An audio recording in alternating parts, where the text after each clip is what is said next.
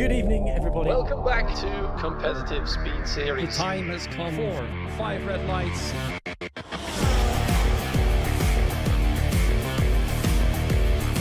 3 wide through turn 3. Oh, into the wall! I knew this would happen. I knew they wanted to try something. AMR have gotten their wish. A 1-2 for the team. Another victory for VNT to put the cherry on top of their dominance.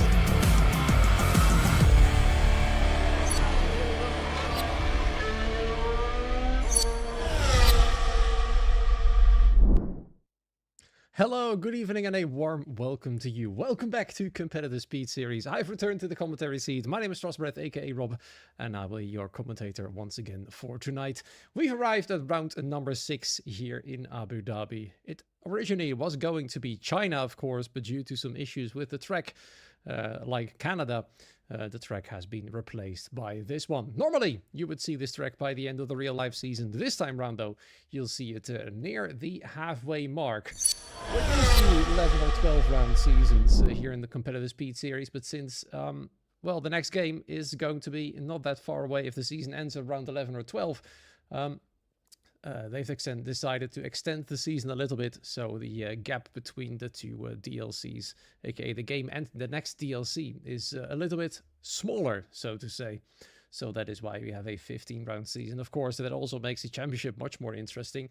Although, to be fair, so far, it's been a one-way game for one team in particular. And that is, of course, the VNT team. They are leading quite healthily in a first position right there. 126 points clear from the next team, which is now ET8. They are now 4 points clear from FER. TRT are not too far behind either, 10 points from third position.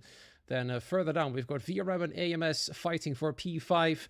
And with SET not that far behind either. Neither is ONB, to be fair, and IRT as well. AZR are returning to the grid tonight after serving a double race ban. They are now back in business. So then, that is how it stands at the moment. As for the lineups for every single team, they've got all the drivers in. It's once again a completely full grid, which is excellent. Introducing to you the leaders of the championship tonight. The Ferrari cars being driven by Simon Engel and Oliver Knott. Then in the Red Bulls for FVR, we've got Tony Hitala and Balin Telekis. Then in McLaren, aka ET8, Marcel Pabst and Redbirds. IRT have brought in Macho Lehner and Thomas Balser. Then TRT have brought in Lawrence Patton and Alex Lamas. Then SET have got Unai Bega and Ken Fisher. Then VCarb, aka AZR, will have Philip Nalowski and Ethan Devaney. Philip Nalowski will be serving another ban in the form of a qualification ban this time for the team. They've served quite a lot of bans by this point. Let's hope it will be their last one this season. OMB have brought in Salva Almeida and Pascal Gill. Then AMS with Axel and Medal. Medal being the host of the lobby tonight as well. And then last but certainly not least, it's VRM with Tristan Derbicourt and Max Belmont. Looking like a very interesting grid indeed. As I said, in Abu Dhabi here for round number 6, nearing the halfway point, and VNT very far clear in the lead. But then again, 68 points can be scored throughout the entirety of tonight's session. Of course, a full-on 65 points for a 1-2, 35 for P1, 30 for second place. Then 2 points for pole position and 1 point for the fastest lap. So there is still plenty to gain. One miserable race for VNT where they score no points and the rest is back in the fight. Of course, it's gonna require something miraculous, special, so to say, to make that happen. Let's hope for VNT's sake that will not be the case and they will keep on healthily. Let's see what happens tonight. To the track we go. There's already some drivers heading out there. And since this is a night race, I've decided to turn path racing back on. It should make the game look a lot better, as you can see right there. Very handsome graphics indeed. At least in my opinion. Ken Fisher is the first driver out. No longer though, as he's been overtaken by one of the Alpine cars. That's Matthieu Lehner in one of the Alpines there for IRT. Heading around turn number 5. A very famous corner these days. For either all the right or all the wrong reasons, depending on how you think about it. But now it is the battlefield for all of these 20 drivers. One of the parts there you can overtake in turn 5, of course, whether you like it or not. It depends on the driver's preferences. You will have a DRS, because the detection zone is well before turn 5. And then, of course, you'll have a slight advantage up until the chicane. And if you're still ahead, then the driver behind you will have the DRS, of course, because there's another detection zone after turn number 7. Then headed towards the long left-hander of turn 9. And then the technical section of sector 3. Whether you like a high-wing or low-wing setup really depends on which part of the track you want to be fast at. I think a middle low-ish wing setup will kind of do here, because of course the most overtaking opportunities will be obviously at the back straights, as Mathieu Lehner runs the final corner and starts his hot lap. The first one of the night. Yellow flag going on in sector 3. That's I think Ken Fisher going a bit slow. Most drivers are now out there. Of course, Philip Delos gets retired immediately, as he's now serving the qualifying ban for the team. He'll be starting from the back, unless all the drivers behind him at the moment are unable to set a qualifying lap. That would be quite something. He's currently sitting in P11, decided by the game. As you can see, Mathieu Lehner pretty much on the edge, literally, of the track limits, all the way to turn 6, as wide as he possibly can. And that car, it locked a little bit. He missed the apex of turn 6, but recovered quite decently, as much to the inside of this corner as he can once again. It's, of course, only a banker lap, so whether it's clean or not isn't really that important yet. Unless, of course, this is going to be your only lap you're going to be setting tonight. There's usually 3 opportunities for drivers, as per usual. 3 sets of soft tires. Should be good enough for them. Into 4th gear towards the final 2 corners here. And then the final one right here, also in gear number 4. Too wide there, but frankly, the game has decided that is perfectly fine, as Mathieu Lehner does get what has now become P2, 22.0, as opposed to Belin Zelekis' 21.4. Ken Fisher with a 21.6. Let's see how the sole driver of AZR tonight is doing for qualification, Ethan Devaney, as Tony Hietala goes a 10.5 faster than his teammate, FVR now with a 1.2. And Ethan Devaney in P4 with a 21.8, quite far away from pole position so far. But it's only the banker lap, so there's a whole lot we can tell just yet from these results. Simon Engel for the championship leading team, the reigning champions as well. They want to make it 2 in a row. As they go across the line, Simon Engel squeezes himself in between both FVR cars on a nice front row position. 21.428, marginally faster than Belin Zelekis, but Tony Hietala seems to be on top of it so far. Let's see then, Alex Lamas, who seems to be missing his team tag, but it could be on my side. He is for TRT though there tonight with his teammate Lawrence Patton. He is, let's see, on the track a bit behind him. As I'm watching the minimap intently there. A lot of colored dots driving around. And off they go once again. Got a job to do, and it looks like TRT wants to try and make themselves a title contender. They've been quite strong there so far this season. They definitely can put up with FVR and ET8 so far. So TRT is definitely been doing a good job. Oliver Knott now the fastest of the lot, well over a 10th quicker than Tony Hietala. And VNT and FVR once again share the first 2 rows. It's been the story of the season. So far though, it's only been VNT who's come off best. And FVR has had to deal with a whole slew of bad luck. Maybe tonight the turnaround point will come. We'll see sooner or later. Alex Lamas goes 9th fastest. We're waiting for some other drivers to finish their hot laps. It's Axel right here, his teammate Medal, P15 at the moment, 22.2. That's over a second slower than the pole lap. So that's definitely not very promising so far for AMS. And keep in mind that this is the only team that has taken a victory apart from VNT. In round number 2, Zandvoort is where they took a victory. Right now they are near the bottom of the standings again. They haven't scored a lot of points since. I believe I saw a disqualification in the standings somewhere for them, as he goes a bit faster than his teammate, which is now P15 of course. AMS now near the bottom of the field. Some drivers unable to set a lap time net. Thomas Balcher, the slowest of the lot. It's Unai Bega and Salva Almeida without a lap time so far. As a lot of terrible jokes about Oliver Knott's name are being made in both Discord and the YouTube chat. There we are. Lawrence Patton, by the way, has managed to squeeze himself in between the VNT and FVR cars. As the camera is confused as to where the Mercedes is going, Lawrence Patton heads back into the pit lane. 21.382 for Lawrence. That means a very decent lap time indeed. And once again, them showing they are capable of being all the way up there. ET8 with Marcel Pabst about 2/10 behind Balin Tilecki, so a bit further behind than we're used to from them.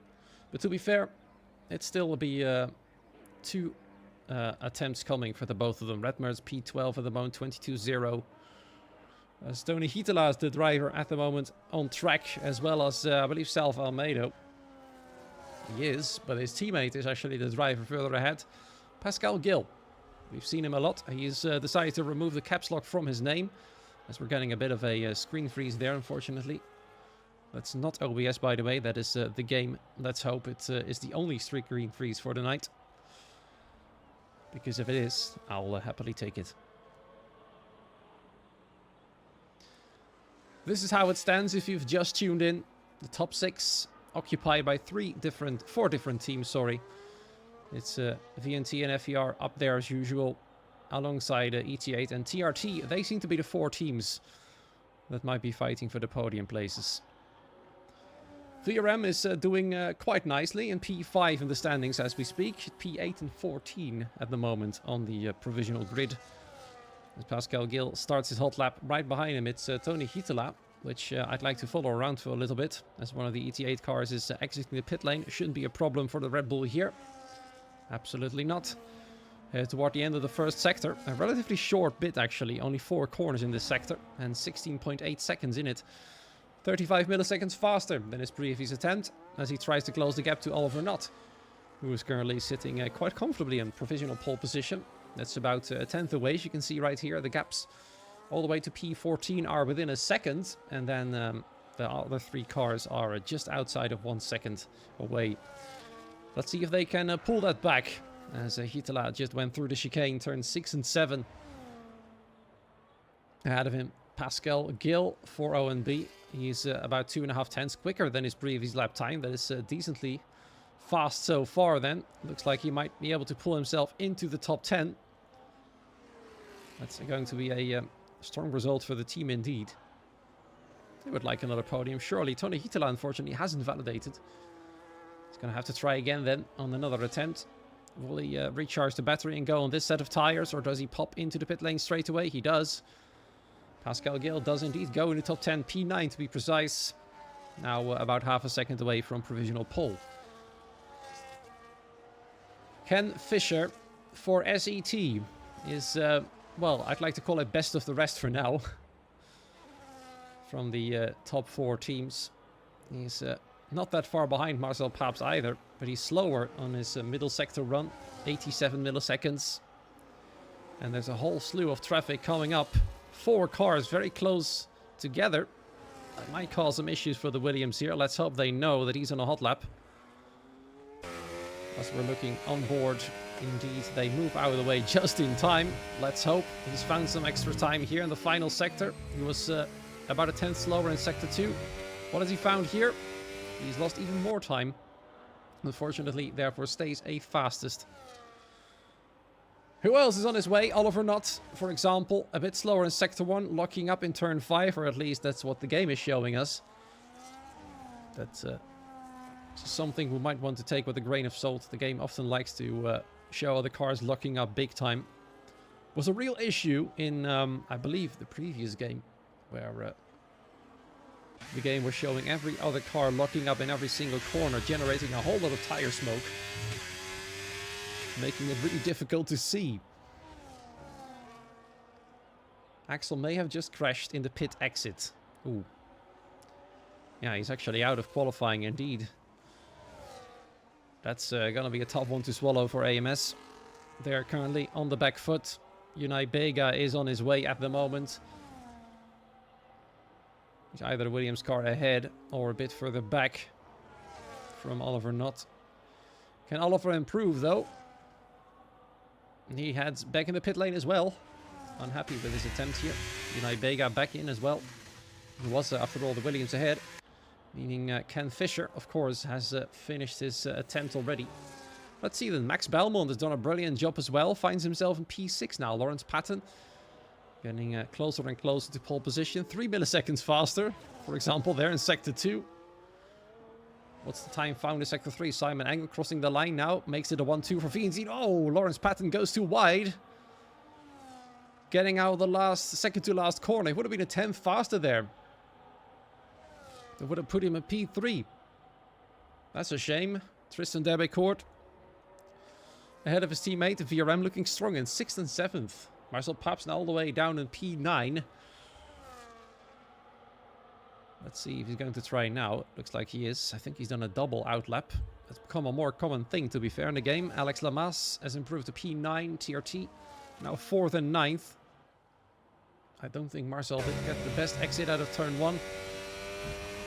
Let's see. Oh, has it affected this time in Sector 1? I'm not sure. It's 1 millisecond quicker.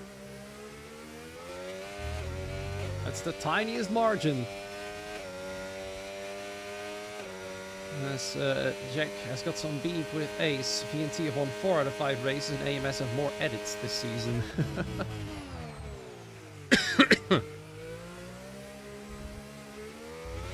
As we get some news on Axel, his wheel switched off. Ooh. Well, let's hope that doesn't happen in the race. Otherwise, there will be more than just a pit exit crash, potentially. As the blame is now being moved to Ollie for the TikTok edits. Marcel Paps in Sector 3. He's got a tall order ahead of him. He's about half a second away from pole position at the moment. That lap time by Oliver Knott still hasn't been beaten on anybody's second attempt. And Marcel Paps isn't going to improve either as he heads straight back into the pit lane. That means it's going to be a little bit quiet now on track. We only have Alex Lamas remaining, and he is entering the pit lane as well now, which means now we can happily stare at some pit boxes. There we are. Some cars getting towed back in. Including the Red Bull and the Mercedes right there, sorry. Almost looks like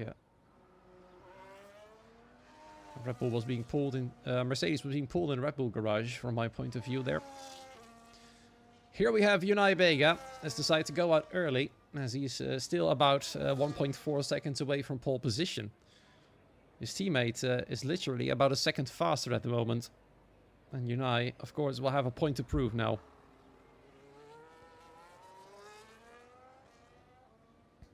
Will VNT get another 1-2? That's the question. They've got a 1-2 at the moment. Tony Hitala appears to be really fast as well. Lawrence Patton might pull off a surprise. Of course, they had their 1-2 a few races ago. Didn't hold on to it, unfortunately. And Balin Teleki's not that far behind either. The top 5, all within 0.3 of a second. And Tristan Debecourt, I'd say a bit of a surprise tonight there for VRM. In 6th and 7th, looking really quick. With Tristan there and Max Belmont 4 milliseconds behind him. They are both ahead of ONB, which is one of their rival teams for P5 in the standings. To be fair, all teams apart from the top 4 is a threat at the moment for VRM for that position. The other 4 teams are just a little bit too far ahead, I'd say.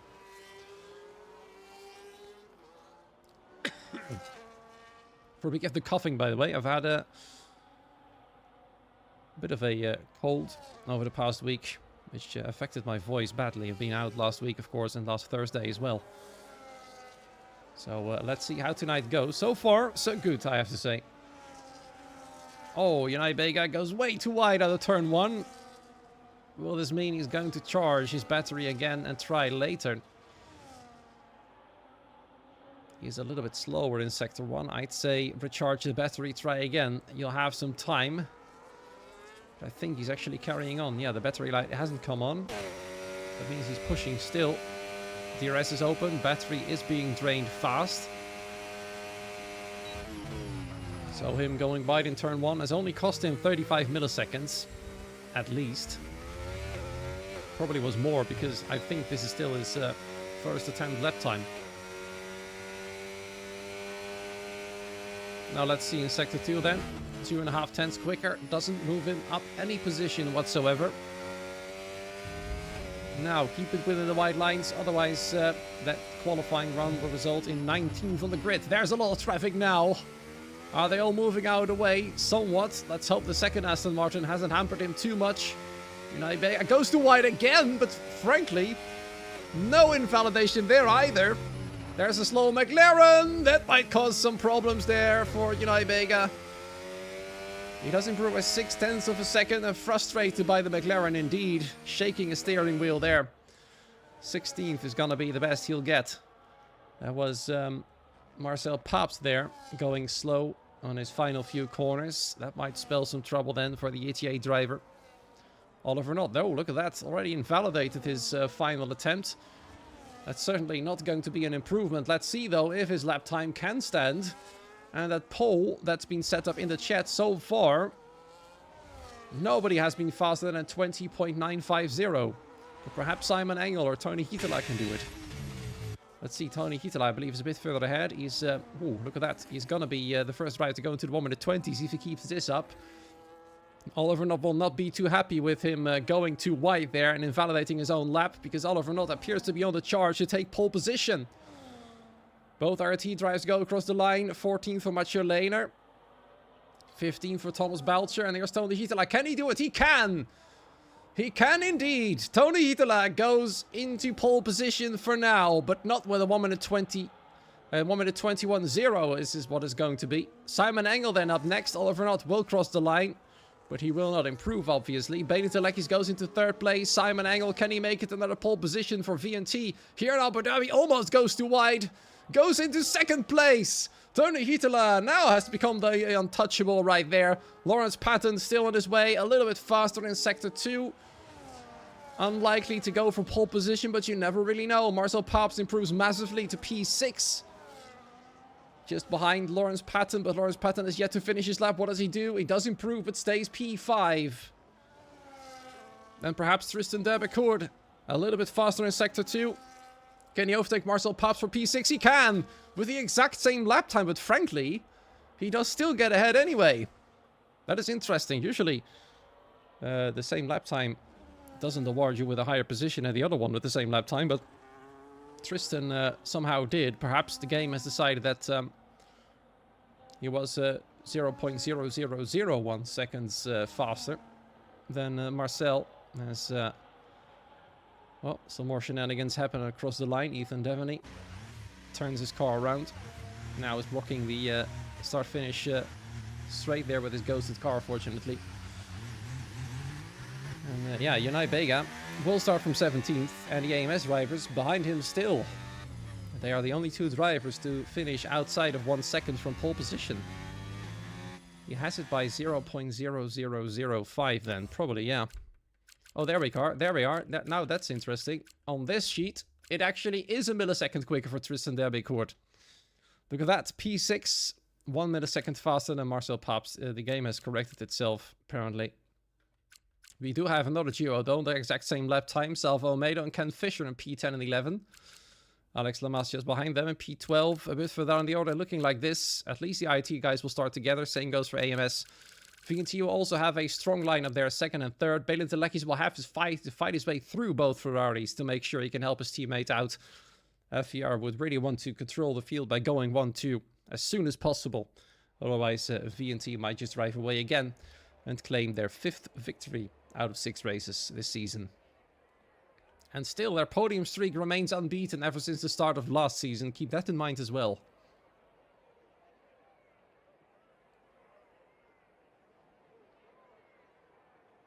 Time to head on to the race then. We'll see some drivers try to go for the hard tires at the start, especially those at the back. Wouldn't be surprised if the final 4 or 5 will start on the hards and try to go long. The rest will be starting on the mediums. How many races is the podium streak? That is, I believe last season was 12 races, and now we've already had 5, so 17 podium streak. That is the longest I've ever seen, at least, for a team in this series. So very, very impressive indeed. 17. Indeed, Ace confirming it in the chat as well. 17 and counting, and it's at the moment looking likely that another podium is on the board at the very least. They didn't get pole position. Tony Hietala was too fast, and Oliver Knott invalidated his final attempt. So, yeah, FVR, well, I've said all season long they are their nearest rivals. At the moment, it's ETA that is the closest in terms of points. But pace-wise, FVR has been up there as well. They just had to endure a lot of tough races and bad luck. They don't end Season 5 with a podium. That's also because VNT, I believe, wasn't competing in Season 5. Very well, we're just waiting for the get-go. Actually, I should probably get the driver chat in Discord up as well. There's always some interesting things happening there during the race and after qualifying. And ET8's Giovanni Baruzza in the Discord isn't happy about the Tristan pipping his driver by 0.000000 something seconds. Go at 29 past. 29 minutes past is when the drivers will be allowed to ready up, which is less than 2 minutes from now. According to my computer clock anyways. Can't see the seconds, can see the minutes though. That means, there we go, 1 minute more or less until they are allowed to ready up. So 1.5 minutes until we start the race. The pole actually wasn't that bad at all, because there were some worries in the chat that the pole time would have been broken easily, but it wasn't after all. Nobody was able to get into the 1 minute 20 limits. Tony Hietala came very close. The question is, would Oliver not have been able to do it? We'll never know. And another question is, Unai Bega, has he lost time by Marcel Pabst going slow in the final corner? Of course, he's now at the back of the grid, almost.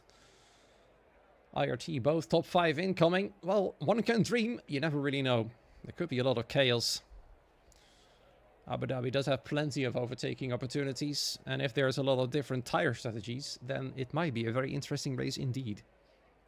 We'll have to wait and see what everybody chooses.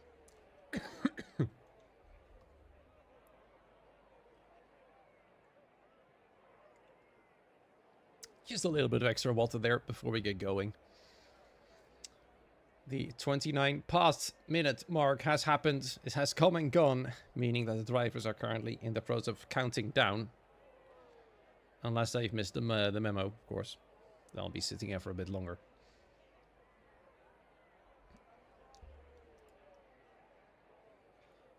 The crowd is at least very excited, ready to get going. Pit crew is waiting and sitting there. You can see some hard tires sitting in the pit box. You just saw there the McLaren tire swapping to a medium tire.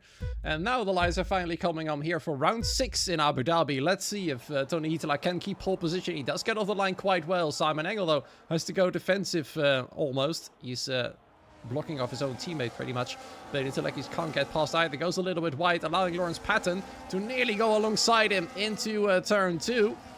But he has to yield for the time being. There's a lot of position swapping in the back of the field as we're watching now.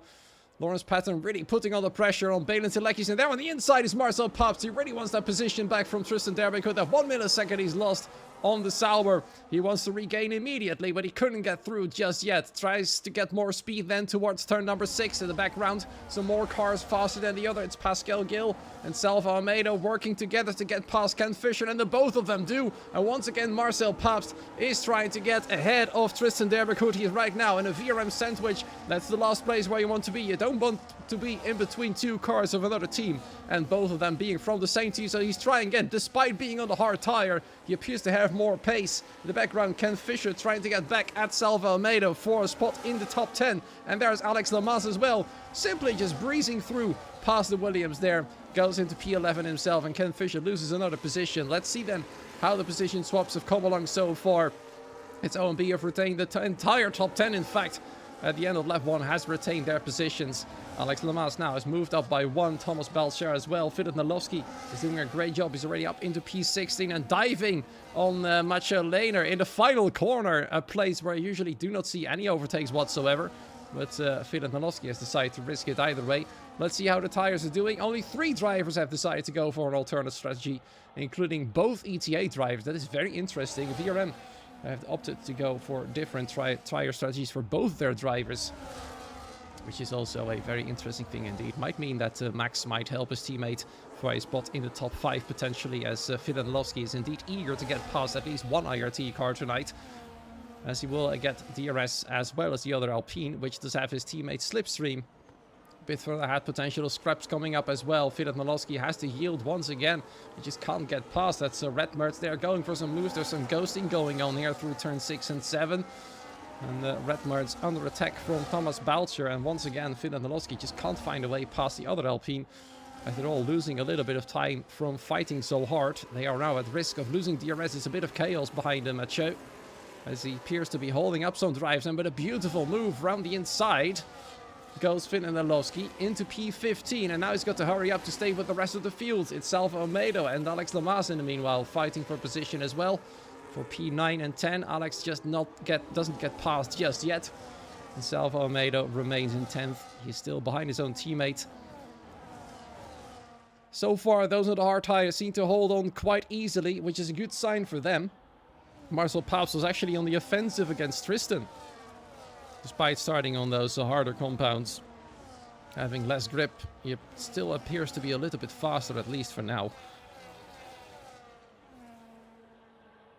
And he will be a lot faster very soon. Macho Lehner, frankly, has decided to pit. He does have damage to the front wing there. Might have had a collision then while defending against drivers from behind. He might have hit the back of Red Mertz, which might explain the ghosting, actually.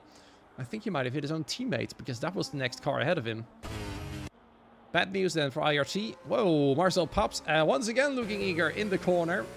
He's showing Tristan that he's got more pace, and he's ready to pounce even when he is on the harder tire. Ahead of them, Lawrence Patton moving out of the slipstream. And Marcel wants to get into the top 6 ASAP. He feels like he's got the pace to challenge the top drivers there.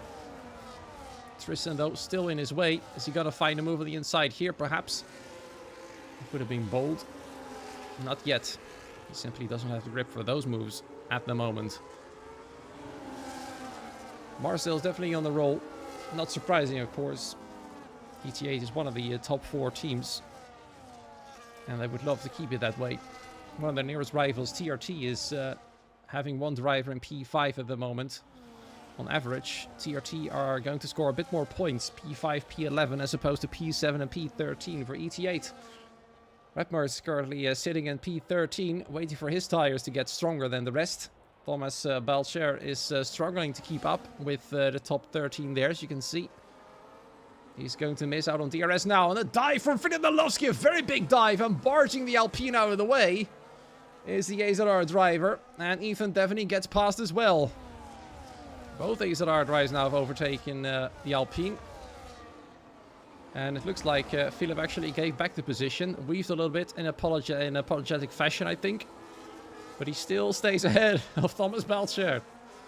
It looks like Thomas, though, also has got front wing damage. Perhaps there was a bit of a chain reaction from the crash, which I think might have been initiated by Macho. Max Belmont. Oh, looks like he's now on the offensive, as Marcel Paus was so eager to get past one Sauber. Now the other Sauber gets past on the inside in turn 12, actually. Marcel will not be a happy man in that McLaren right now, as VRM will take home a huge slew of points at the moment. Marcel on his hard tires has been overtaken by another car on the hard tires. That will not be as easy to pass anymore as Tristan was. Marcel's eagerness has cost him a position now. Or perhaps it wasn't his eagerness, perhaps it was his holding back. But he's now through, is Max Belmont for P7. And it looks like Marcel might be in trouble against Pascal as well, because he's losing a little bit of time now against the Saubers, and Pascal was actually gaining a little bit. Very interesting. Once again, a lot of cars moving out of the slipstream to cool the engines and the tires. In the background, Ken Fisher trying to line up Redmerds for a move, but it's Redmerds who actually has gotten passed into P12. He needs to get up there to help out his teammate. Now, up next is Alex Lamas. I think Pascal nearly went for a move against Marcel Paps there. I saw his the interval between himself and the McLaren getting very small. Just couldn't get it done. That would be a nightmare scenario there for myself, is if Pascal gets past as well. The DRS train doesn't allow for easy overtakes. 4 laps and a penalty. Yep, that's Unai Bega there with the first penalty of the race. It's not a happy hunting ground for Unai tonight here in Abu Dhabi. SET 13th and 18th. AMS have got 1 car back into the points now with Axel. Looking decently strong out there. Of course, he's only been able to do one or maybe I think 1 qualifying run there as he crashed into the pit exit. Not being able to show his true potential in qualifying pace. Perhaps now he can make it up in race pace. He's already gained several positions. Let's see. The actual positions gained is 4. So that's not too bad. Starting from 18th. And IRT are now both at the back of the field. Both of them have swapped their front wings. Actually, never mind. Thomas Balcher hasn't swapped his front wing. Either that or he is lost another part, which would have been terrible for him. RT not having the greatest of days, and whoever said that they will finish in the top 5, you've completely jinxed it, I'm afraid. Alex Lamas now on the offensive against Salvo Almeida. Salvo now defending hard on the inside into turn 12. He keeps it ahead, goes a little bit wide though. There's Alex Lamas trying to go around the outside in turn 13. Gets pushed off, no surprises there. That's not the place to overtake. And you will get pushed up there indeed, allowing Redmerds to close the gap to these 2 cars for sure, as well as several other drivers behind. It's a long train, as you can see right there, with Salvo Almeida now breaking up a little bit there with his teammate due to the fights going on, as Alex was trying to get him, perhaps out of the DRS range on purpose, so that he could overtake him more easily, but that could get him into trouble as well. It is now Redmerds very close to the gearbox of the Mercedes. Is he going to go for a dive? I wouldn't be surprised if he does, but he doesn't, as Alex brakes very late. But Redmerds tries to get a better exit, a better run to the next straight. Indeed, once again, very close for an attack against the Mercedes. He does go wide now on the inside. More speed there for the McLaren. The Mercedes is going to defend on the outside, but he can't keep it there. Looks like the hard tires are already in the advantage position. They are now faster. And Redmerds will be on the move now. Unless, of course, Alex has got something to say about it. Max Belmont and Tristan Dabecourt have swapped positions. Now, they also realize that Max is quicker on those hard tires than his teammate now. They want to get him ahead. Otherwise, Marcel will be back in business. And now, Tristan, of course, is going to try and hold up the McLaren once again. So far, Tristan is doing a fine job at defending, I have to say. And we haven't looked at the front of the field for a little while, actually. I, unfortunately, did miss the overtake happening there. It's Tony Hietala now down to 2nd place. Simon Engel trying to get away from the Red Bull there. Little things have happened so far, including then a swap for the lead of the race. And Tony Hietala appears to be struggling to keep up. The gap remains at 0.8 of a second, and he'll get DRS now, of course. Which might actually be a saving grace. There goes Marcel Paps on the inside of Tristan Dabecourt. No time wasted for the McLaren right there. He does get ahead straight away. Cleared that Sauber. Finally. That's what he needed. As Max Belmont now knocks on Lorenz's door. Max is driving a brilliant race so far. Actually, both VRM drivers are. It's just simply that the medium tires are now pretty much done.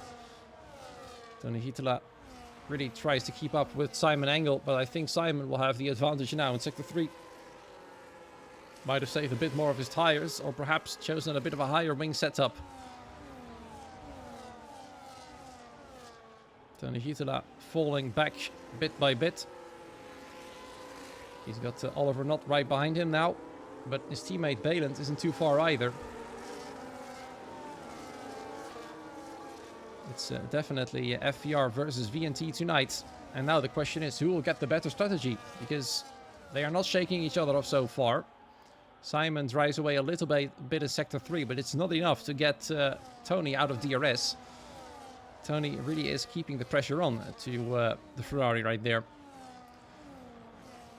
In the meanwhile, Balint also has to keep an eye in the back in his rear view mirrors, because Lorenz is still there, as well as 2 cars on the hard tires, which are now going to be faster and faster with every passing lap.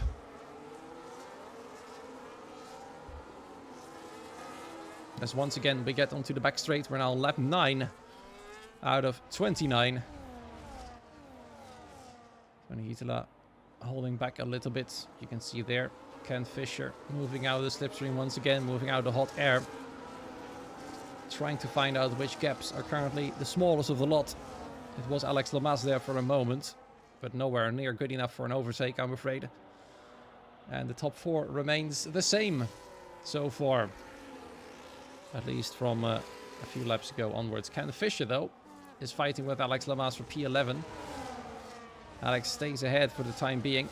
And Ken has been quite big in his rear view mirrors for a few laps now, and he wants to get past. Even though those mediums are well past their prime, he's still able to attack with them. Alex Lamas, though, doing a fine job of defending. And there's the first official pit stop. The non-front wing replacing pit stop, so to say. It's Salva Almeida who goes for a quite big undercut here at the start of lap 10. He's going to have to keep those hard tires alive for quite a while then. Let's see if he can do that. There he goes. We'll be a bit further ahead then, as Tristan Derbicourt is losing more and more time now. He's out of the DRS range. His tires are pretty much done now. I'd say he would probably want to pit at the end of this lap. Otherwise, he'll just lose a lot of time. He's got Pascal Gill very close behind. Ahead of them, Lawrence Patton also almost going for a move on Balint Leckis. Pascal Gill, in fact, does go for a move on Tristan Derbicourt, and Tristan's got no answer. His tires appears to have died. Ouch. 2 stop most likely is what Ace is saying. Well, and one stop is very, very doable on this track. But perhaps a 2-stop isn't that far away. To be fair, a 2-stop actually isn't that far away from a 1-stop. At least from my experience. But then again, who am I to talk about strategy here as a lowly commentator? Let's see who bails out next. Top 4 certainly isn't... Actually, never mind. Balint Leckis is, as well as Lawrence Patton. That's going to be interesting. FVR have chosen the undercut against their rivals, as have quite a few others who've opted to go for the hard tires now, including Pascal Gill. As Tristan gets a 3-second time penalty there. That's not going to help him whatsoever, defending or trying to get into the top 5. His teammate will carry on a little bit longer, of course. Now Redmer's right behind this Sauber. That's how much time Tristan has lost. I'd say he should have pitted at the end of this previous lap, but he hasn't. And there goes Redmer, it's no problem. Easily gets ahead. Of course, on the hard tires as well. We'll have more grip through the chicane. Marcel Paps is now attacking the other Sauber. Max Belmont is struggling against this McLaren. And Marcel does find a gap on the inside. Somewhat dives into turn 9. And does get into P4. And now the chase to the top 3 is on. And clearly Max Belmont doesn't have the pace to follow. Already the gap is over half a second. 0.7 of a second already. Marcel appearing a lot faster than the car behind and the cars ahead. If you can get within the range in this lap, that's going to be a good one. Simon Engel, though, has decided to pit. Nearly went too wide at the pit entry there. Was a bit of a scary moment, I'm sure. The race leader is in then. The pole sit carries on. He's back in the lead of the race. On those same medium tires. Several others are pitted as well. Alex Lamas, Axel, Unai Bega. Let's see if Simon Engel has managed to stay ahead of several cars, including Lawrence Patton and Balin Telekis. He hasn't. He's lost the time there. The undercut is quite strong here in Abu Dhabi. One lap can generate about a second and a half. Oh, Lawrence Patton there! Probably didn't see that one coming. Simon Engel came out the pit exit very fast. So fast that he was already alongside the Ferrari there.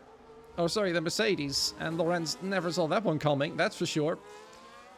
And that might have been a crucial move for Simon Engel, because he can immediately go on the offensive against Balin Telekis. Dangerous rejoin is what Danny Coe says in the chat. It was aggressive, that's for sure. Alex Lamas has made a move against Thomas Belcher. Of course, Thomas and Mathieu are all very old hearts already. Well, they are decently old hearts already. As Marcel has now joined the top two. And I'm sure the both of them are going to pit fast. Tony Hitala carries on though. He's shaken Oliver Knott from DRS, and Oliver has decided to pit to get that time back.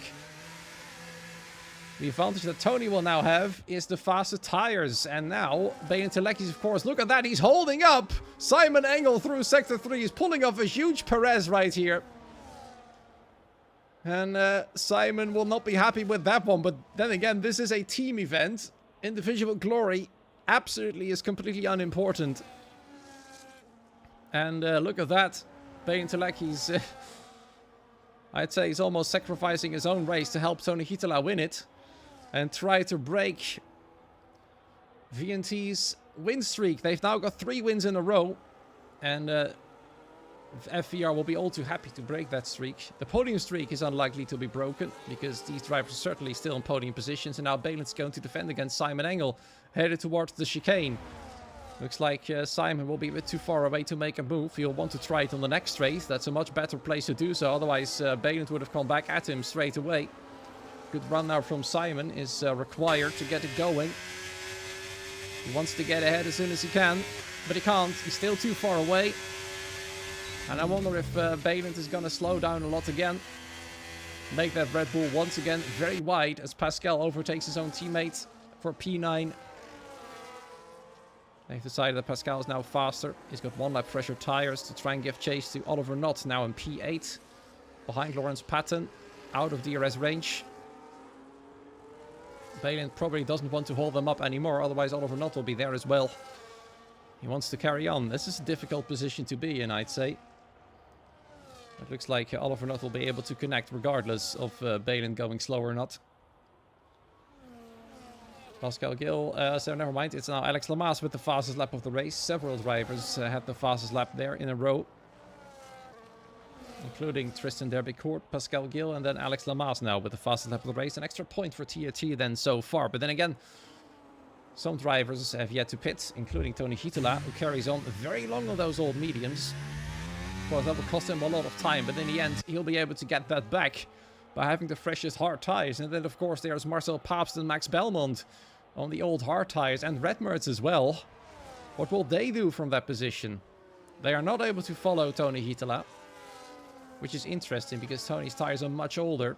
Looks like Tony has somehow managed to get some life back into them. He's actually pulling a gap, as Marcel actually was close enough for DRS at some point, at least, to Oliver Knott, that's for sure. Ken Fisher gets ahead of Salvo Almeida there. Salvo definitely isn't able to follow his teammate, and Ken is now going to give chase to the other Aston Martin. Balin Telekis once again playing a little bit of a hold up there, as now is Tony Hitala pitting. This is going to be interesting. How much time will Tony have lost by going long? He will certainly be grateful for Balin for holding them all up. Look at that. He's making them go very slow, and Tony Hitala is already nearly at the pit exit. There he is. He will not be within that group. In fact, he might be behind the second group as well. That will be not as nice, because of they do not really care about the race ahead. And there he is, behind Ken Fisher, but on 4-lap fresher hards. He needs to clear these cars as soon as he can, and Balin might want to play another bit of hold up. against these cars to allow Tony to catch up even faster. There's Simon Engel getting quite close. Tony Hitala has already cleared one car of the second group. He didn't make an issue out of it. Oliver not against Lawrence Patton there. That will help Tony as well to close the gap. As they were fighting through the chicane. Tony will catch naturally. Yeah, probably as well that. But it does definitely help if Balint makes it go a little bit quicker, to be fair. I do know he will have the natural pace to catch up. We'll have to clear Pascal Gill first, though. As in the background, Alex Lamas was lining up Tristan Derbecourt for a move on the inside, perhaps. No, not yet. That would have been a bold move indeed.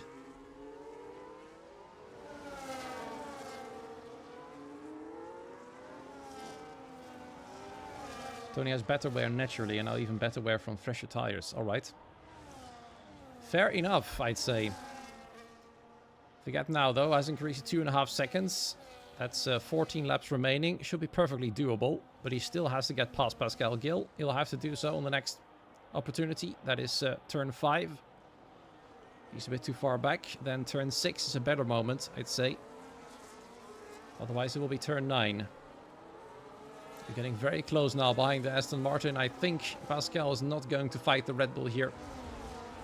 He knows that will not be worth it. And Tony Hitala moves up to P8. Marcel Paps and Max Belmont looks like they are actually working together to stay ahead as much as possible. They, of course, are going long on those hard tires. They've still got a few laps to go before they swap.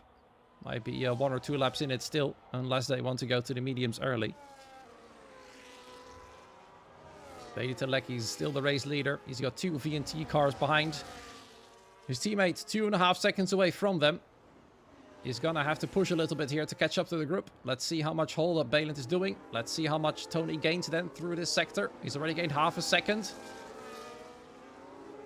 And I'm 100% sure that is not just natural pace. Look at that, he's gained a second through sector 3. As great as Tony's tire wear probably is, that is definitely not all natural. Balint is definitely doing a fine job of helping out Tony to catch up. Which is a perfectly valid strategy, might I remind you. As, once again, this is a team event. And there we go. Tony Hitala has indeed already caught up. Made up 2.5 seconds in about half a lap. There we are. FER once again 2 men strong here then for the fight for the win. They've also got Lawrence Patton in between them. And VNT is now going to have to act fast. They want to get ahead of Balint Telecki's as soon as they can.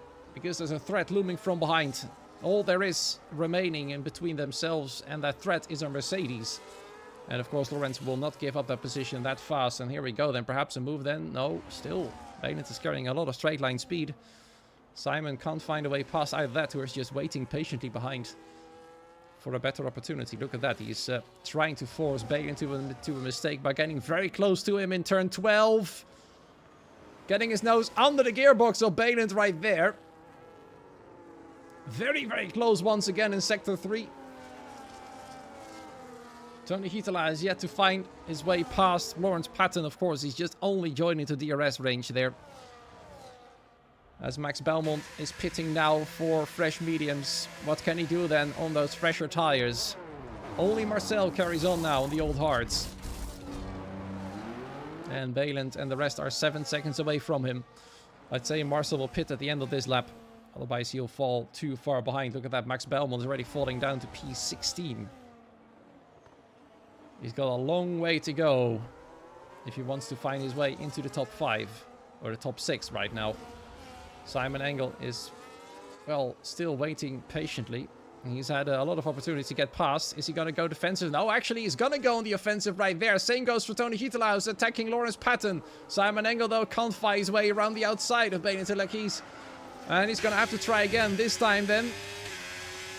Will there be a gap on the inside? It's Balint Telecki's charging his battery. Is the Red Bull going to defend? No, he slots in behind the Ferrari. Allowing Simon Engel to take charge once again. And now he's going to try to keep Oliver Knott behind. He probably knows already that Tony Hitala, his teammate, is going to be faster. He's got the fresher tires. And All he needs to do now is make sure he stays close to Simon Engel, because we saw Simon being able to almost drive away on the first stint. That might be a worrying sign for the Red Bull there. I feel like he didn't defend against Simon. He wanted to see what he can do from here. 6/10 back. He will get DRS for sure, unless he somehow loses it in these two corners. Looks like Simon is actually trying to make him lose it, but it doesn't happen yet. 7.5 tenths, and there's Tony Hietala with a dive against Oliver Nutt. That will also help Balin Telekis for sure, and now Balin has to go aggressively into the defense, as does Simon Engel. This is the classic war we've seen last season as well. FVR versus VNT. There's Tony Hietala on the inside of Oliver Nutt into turn 6. They come very close to a collision right there. 3 cars there. Nearly getting into a terrible fight, terrible collision. And now Tony Hietala will try and get ahead properly against Oliver Nutt, but Oliver is probably not backing down that easily. Will he try and retake the position? No, he won't. And now FVR have got 2nd and 3rd. Oliver Nutt will have to make do with 4th place for the time being.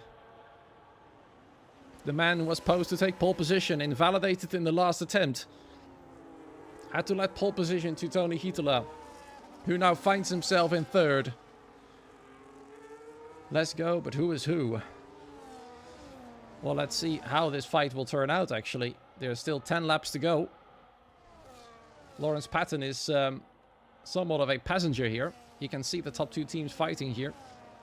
Well, technically, FVR is not a top 2 team in the standings. ET8 is still ahead, but Marcel and Bradbirds are currently 15th and 16th on fresh mediums. They will cut through the field relatively easily. But whether they can make it up to this group, I don't think they can. They are in a league of their own.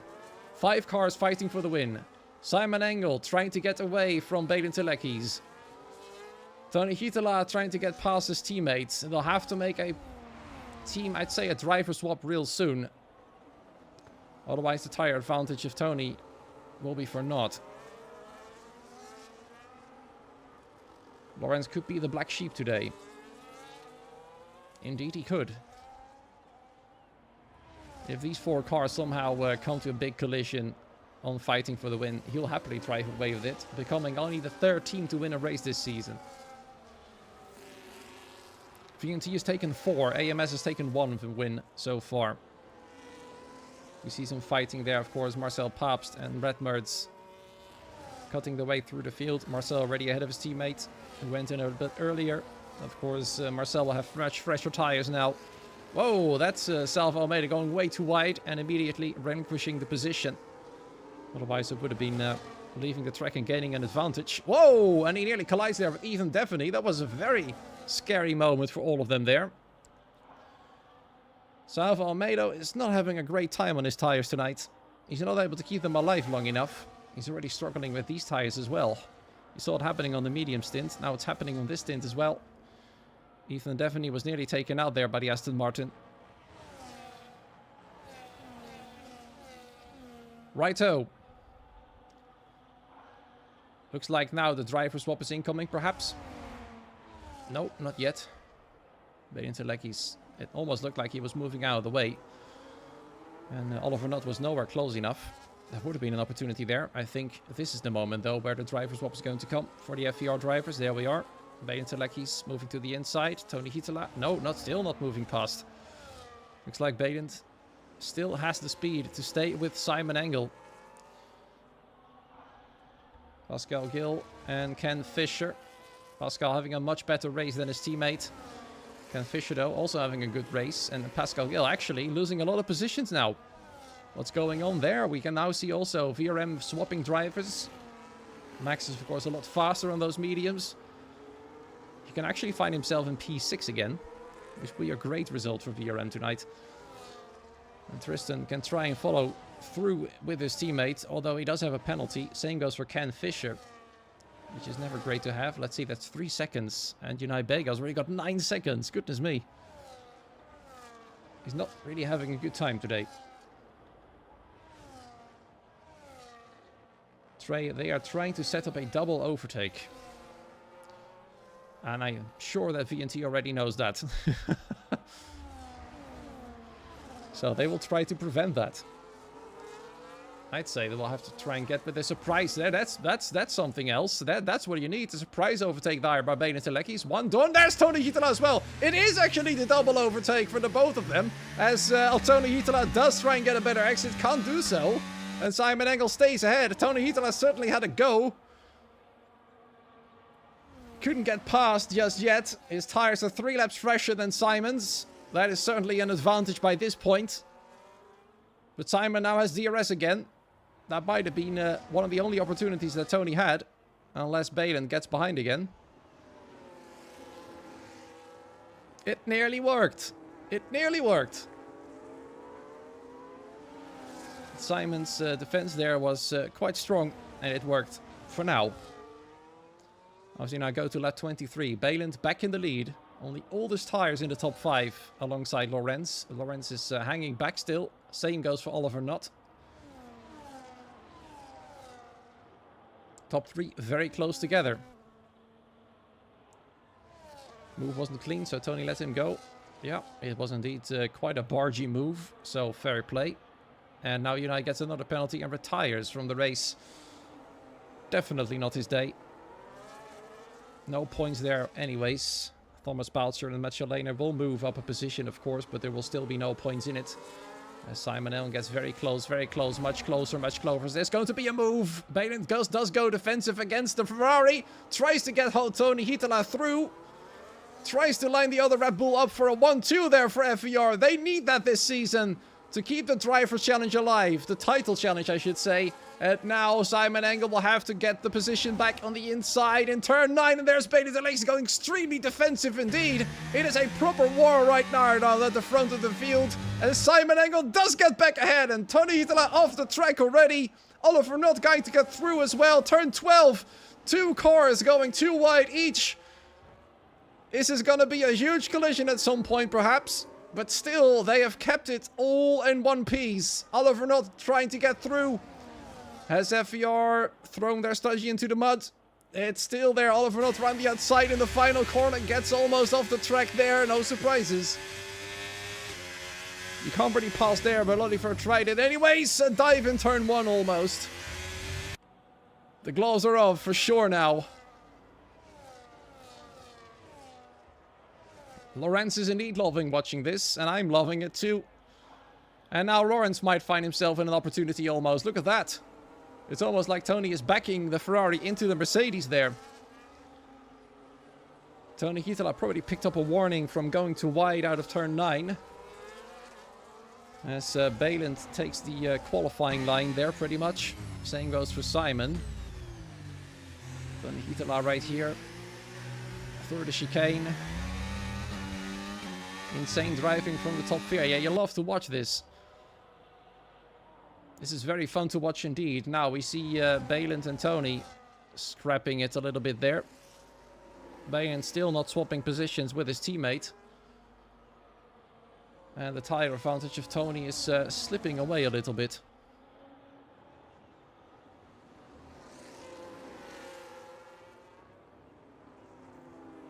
All racing incidents play on. We'll see, we'll see. There was some very feisty defending, some very feisty attacking as well, to be fair, from both sides. So perhaps it can all even it out. In the background, you can see Max Belmont approaching as well. That would be a big surprise there. He's already 2.7 seconds away from the top 5 and closing.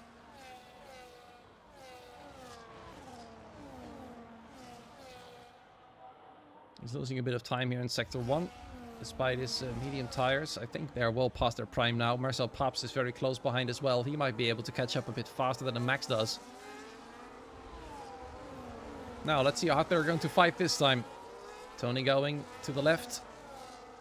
But not close enough for a move, either of them. As Marcel Paps does get ahead of Alex Lamas. Alex will probably be happy to let himself being towed to the next cars. There's Pascal Gill against Ken Fisher through the chicane. Ken tries to get a better exit. Can't. He does get a better run though. Properly good exit. There is Balin Telekis ahead of Simon Engel. And he leads once again. Why are Tony and Baylind not swapping? I've been asking myself the same question as well for a few laps now. Maybe there's a certain pride still within Baylind for individual glory, even though that's not a thing in CSS. Or perhaps this is simply the strategy. I don't know. They are trying to double overtake, according to Jack Still. And it's easier to do so when the second car has the better tires. Very well. Ooh, that's Simon going too wide out of turn 1. Almost certainly a warning there. Or perhaps not. We've seen some drivers in qualifying going wide out of turn 1 and not getting their lap invalidated. If Tony gets P1, then VNT gets P2. Once again here an opportunity for Simon to get past. Tony Hitala also very close. It almost looked like Baylind was going a little bit slower through that corner. He really wants Tony to get past here, but Simon is not allowing a FVR 1-2. And now we're seeing another defense there from Baylind against Simon. And Tony trying to get round the outside, and that is a collision. That is a collision. Is there damage then to the front wing? Not visually, at least. It looked quite severe, but the game is good at making things a lot more severe than they are. Turn 9 then for Tony Hitala, another opportunity. Simon Engel, oh, he crashes into his teammate. Another collision between two FVR cards. Not the first time this season. And now Tony Hitala is going to be the race leader, or is he? Baylind backs off. Simon Engel tries to stay ahead of the fresher tire Red Bull car. He's got the inside though, and Hitala does take the lead. Oof, that is scary there. FVR have messed it up once before in Saudi Arabia, where they collided in turn 1 on the first lap. They do not want to mess it up again.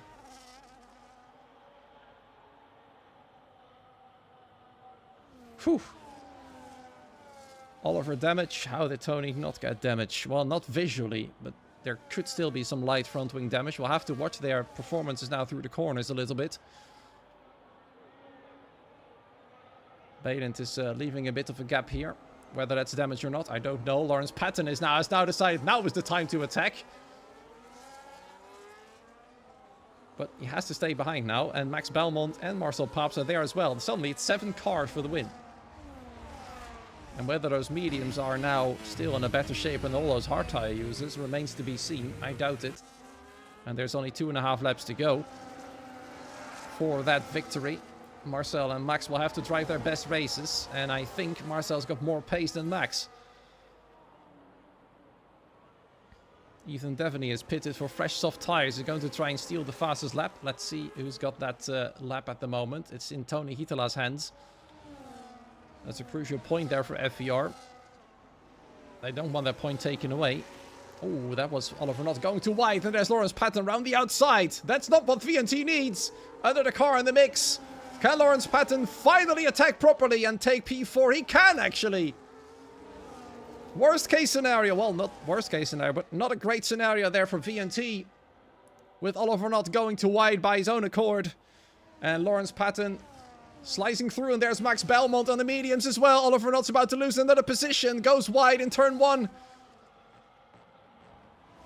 And he does have front wing damage indeed. That's terrible. Left end plate is completely missing. That is one VNT driver in the mud now. And Marcel Pabst is already lining up the Ferrari for a move. Oliver Nott is not dropping fast. And Simon Engel is now all by himself. He's going to have to hope that Lawrence Patton will try and get himself into the mix with the top 3. He's all got DRS from one another. And Lawrence Patton is already losing a lot of time. Marcel Pabst gets ahead of Oliver Nott, almost crashing into the back of Max Belmont in the process. And Oliver, all he can do now is do some damage limitation. The next car is 1.8 seconds clear. That's Alex Lamaze for TRT as well. Suddenly, Lawrence Patton smelled blood, but he's lost DRS in the process. And the question is, what's going to happen now? Baylind Telekis has lost DRS to Simon Engel. I think Baylind actually might have a bit of damage as well. Look at that. He's losing a lot of time through the middle sector, so it just might have become a two-way battle for the win. Still FVR versus VNT, but both of them now only have got 1 car remaining. We're on the final lap of the race. Tony Hitala is the leader. He's got fresher tires, but Simon Engel have DRS. And from what I've seen, might have a slight pace advantage. Both of them are going to play this as smart as possible. Who's going to be the car ahead at the finish? We'll see. We'll see. Simon Engel hangs back on the first back straight. No surprises there. In fact, he hangs back a lot. He's charging the battery big time. And now he's going to have to make an almighty push. He doesn't have the tire advantage. And I think this gap is going to be too big. There's no way he can clear 9/10 of a second on the back straight now. And that means it is going to look ever more likely that FVR are finally going to take a victory home tonight with Tony Hietala driving a strong race. Balin Telekis has given up completely. He's got no more pace. He's going to try and keep Lawrence Patton behind, as well as Max and Marcel. Marcel, though, 3-second time penalty. If Oliver can keep up, he will still get P6. We'll have to say, though, Tony Hietala, our pole sitter, as was getting yellow flag from Ken Fisher in turn 9. FVR have at least somewhat broken their curse tonight in Abu Dhabi as they finally take a race win for the team with Tony Hietala. Simon Engel will have to make do in second place. Their podium streak continues now, 18 races strong. Balin Telekis completes the podium for an FVR 1-3. That is some great points for them to make up. It will make the gap slightly smaller, but there's still a long way to go for the Red Bull team. Lawrence Patton will be delighted to finish P4 amidst the scrub right there. Max Belmont, look at that for VRM, P5. Brilliant job by him. Oliver Knott will have to take P6 tonight, as Marcel's penalty hasn't helped him to keep that position. He will have to make do in P7. ET8 will have to forget this race for sure. Alex Lamas finishes in P8, then it's Pascal Gill. A decent result for ONB in 9th place. Redmers in P10. Then Tristan Debecourt. He looked strong at the start of the race. Fell back after his first stint fell off a little bit. Now P11. AMS and Excellent Battle have driven a brilliant recovery race to finish 12th and 13th. Double points for AMS there. Great job by them. Salvo Almeida with some damage to the front wing in P14. Then it's Philip Narlovsky rounding off the final point position. And then Thomas Balcher, Ethan Devaney, Mathieu Lehner and Ken Fisher, who is about to finish this race as well. Wow. Ken punctured. Well, that explains the yellow flag then. Perhaps Salva crashed into him or something. I'm not sure where that front wing damage from him came from. Wow. And this is the result then. Finally, FVR have taken their victory and the fastest lap. Ethan was not able to take it away. Potentially a crucial point there for the Red Bull team. Simon Engel in second place indeed. And Balin Telekis rounding off the podium in P3. Brilliant race there. I was hoping for more cars fighting for the win in the end. I'll be honest, but it was in the end the classic FVR versus VNT. We saw it last season. We're now once again seeing it this season. Let's see if they can keep it up. And let me tag the top 3 drivers if they are up for an interview and able to share some insight and opinions on the scrap at the front. We'd like to know why Balin lost some pace at the end. Probably tried to secure P3 for himself and P1 for his teammate.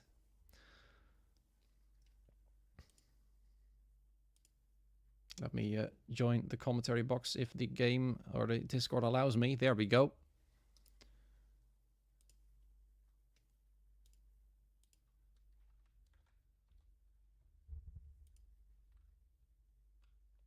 What a race, what a race. A great way to get back into commentating here this week. Simon Engel is actually the man waiting for an interview. The driver finishing in second place. So let's drag him in here straight away. Simon, good to see you once again on the podium. Albeit it could have been a victory for the team once again. It is still a podium, keeping up the podium streak. 18 races in a row now you've been on the podium since season 6. But could it have been victory tonight? Could have always. It could have been a win, but Tony was a bit too fast today for us. Like, Balin was on our pace, but we knew also from PCLF2 that Tony was pretty much the fastest. So we did the best and got P2 and won the 1v2 against those FER people. So I'm fine. I'm happy. Yeah, this was a classic battle between your team and FVR tonight. What was the approach to the race in terms of strategy? Yeah, like we did our strategy as we wanted. Like one of us goes early and the other one goes the lap after. Like we knew that Balin will go quite early to undercut, and then like I thought that they go after, that they slow him down, that Tony goes up in front and he can drive away, but they didn't do. What was good at the end, because Tony's tires at the end were so much better, so he got the win. So great strategy from them. But yeah, we got strategy right from our side, I think. Yeah, well, what happened in the end? We saw Oliver not suddenly dropping off a lot, front wing damage. Which collision, do you know which collision caused that? Yeah, I don't know if you've seen it. There was some guy double moving on the straight like 3 times in a row, and then everyone broke early because we were 3 wide, and then he got wing damage because of it. But yeah, Yeah, it's well, still some a things podium, that as I say. shouldn't. And... Sorry, yeah, carry on. Sorry. Yeah, some things that shouldn't happen, but it happened. So we can't change it now. But yeah, he did the best of it with the wing damage. Yeah, exactly. And they're still about 100 points clear from FVR in the standing. So you're quite safe at the moment, I'd say. We never save. We are only safe when we want it. Fair enough. Fair enough. Thank you so much for joining, and enjoy second place. Yeah. All right. Up next is actually our race winner. We're dragging him in here. Tony Hitala winning the race, breaking the curse for FVR at long last. It was a bit of a scary moment, I have to say, between yourself and your teammate Balint in the final few laps. But how was the approach to this race? What was the strategy? Well, just I had good pace, so just overcut, and I caught them pretty easily after I boxed, maybe like one, 2 laps after.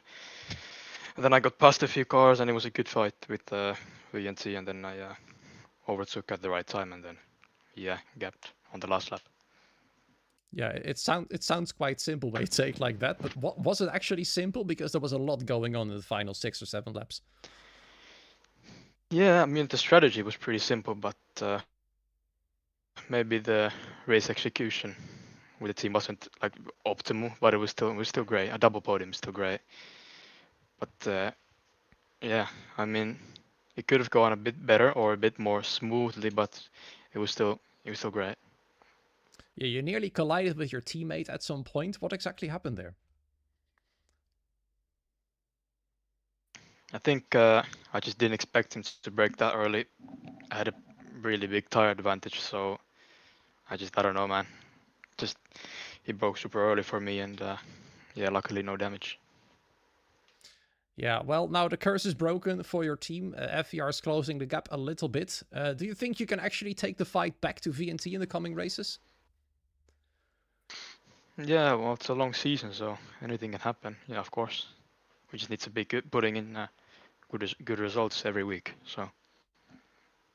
I mean, I think that's the best answer you can give. So yeah, let's see if FVR can keep it up in the next races, and enjoy your victory tonight. Yeah, thank you, mate. Cheers. All right. Unfortunately, Balint hasn't joined in the waiting room, so that's the top 2 interviews for you tonight here.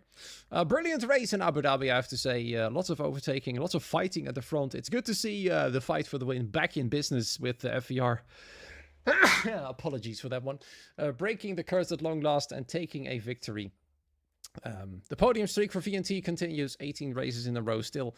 And up next on the calendar, I'll actually give it to you a little bit here before we say our goodbyes, is going to be Silverstone next week. And don't forget, Silverstone is going to be in reverse. I just noticed that I still have the old calendar, so apologies about that one. I'll fix that immediately as soon as the stream is over. There still says Canada, frankly. It also still has a Brazilian flag next to China in round 10, so there's that as well. I'll fix that as soon as I can. Apologies for that. But yeah, it is definitely going to be Silverstone in reverse next week. That is really going to be interesting to watch. Make sure you don't miss that one, because we might have another very interesting fight at our hands for the front of the field. FVR versus VNT, or perhaps another team that's going to try and get themselves into the mix. TRT once again was looking close to it tonight, trying to take a podium from either of those teams and keeping close contact with second place in the standings. For now, though, the race is over here in the PC division. Tomorrow, another race in Abu Dhabi for the console division. Make sure to tune into that one as well. Have a great morning, afternoon, evening, wherever you are. We'll see you next week. Same place, same time. Until then, goodbye.